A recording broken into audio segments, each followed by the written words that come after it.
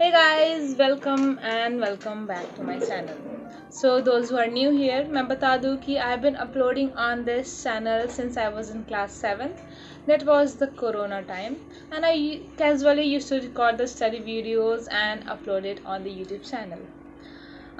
I usually being inactive on my YouTube channel because of my studies. Now I've completed my 10th and my 12th grade with a very good marks. So before starting the main point in this video, I just want to tell you that as being a senior now, I'm here to guide you, uh, sharing you the tips and tricks about the class 12th commerce students. For those who don't know me, then I myself Kriti and I'm a commerce student in class 12th grade.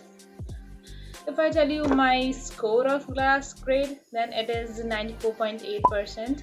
That is around 95%. So I hope you guys trust me for my tips and tricks. Anyway, so let's begin our video without wasting our time. So guys, सबसे पहले हम लोग शुरू करते हैं accounts से.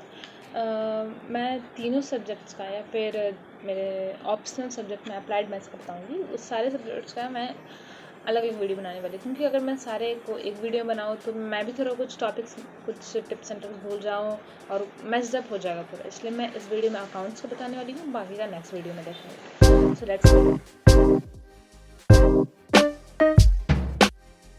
है कि मैंने बताया कि you should make a separate copy for theory. तो यहाँ पे मेरे थ्योरी कॉपी मुझे मिल गया है, ये मेरे भाई के पास था. तो आप देख सकते हैं मैंने यहाँ पे थ्योरी कॉपी बनाया है as per my teacher guidance, school teacher guidance. I was a schooling girl.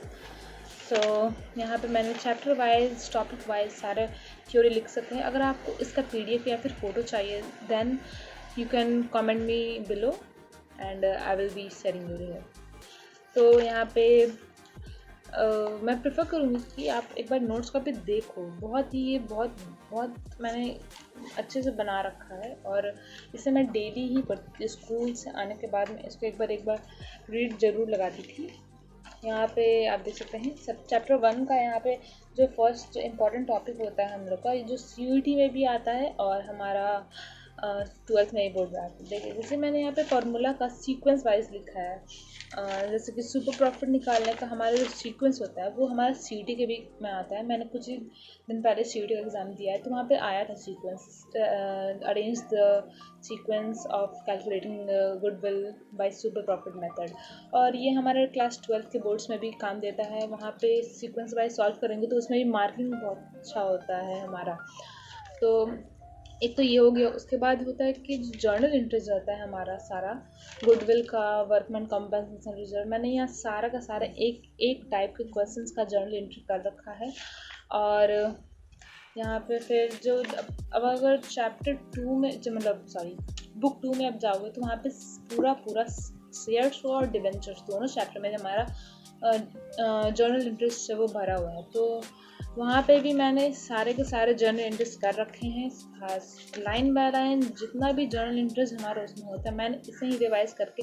मेरे लिए शेयर चैप्टर का जो शेयर वाला जो बुक था वो बहुत ईजी हो गया था, सिर्फ और सिर्फ इट्स नोट्स बुक, ये नोट कॉपी के कारण. उसके बाद है हमारा जो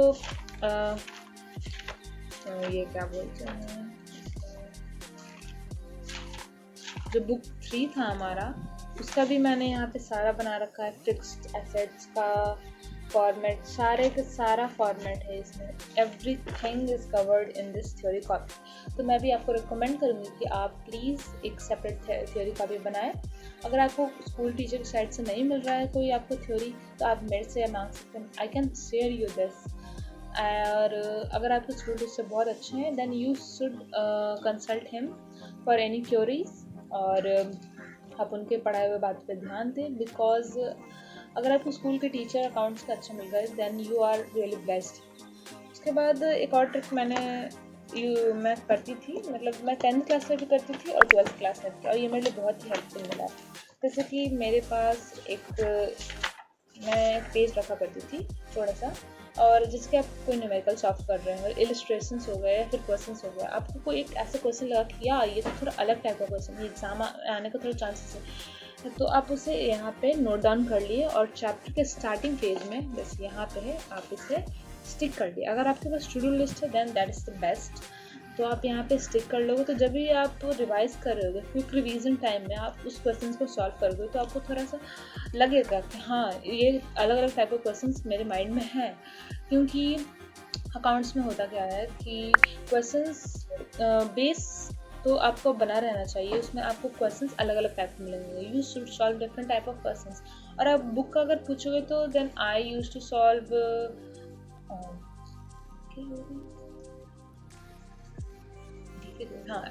I used to solve DK Goel.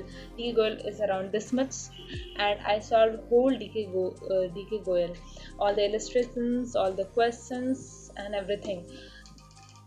So the thing is that you need to be consistent all over the. आपको ऐसा नहीं है कि आपको अकाउंट्स डेली 4-5 घंटा पढ़ना, कम से कम 2-3 घंटा भी आप डेली पढ़ोगे, कंसिस्टेंटली समझ के पढ़ोगे, then that will be useful for you only. तो ये हमारा हो गया अकाउंट्स का। अगर आपको और कोई प्रॉब्लम या फिर डाउट्स है then you can ask me in the comment section below, और बाकी सारे सब्जेक्ट का मैं नेक्स्ट वीडियो जल्दी अपलोड करूँगी। तब तक के लिए बाय।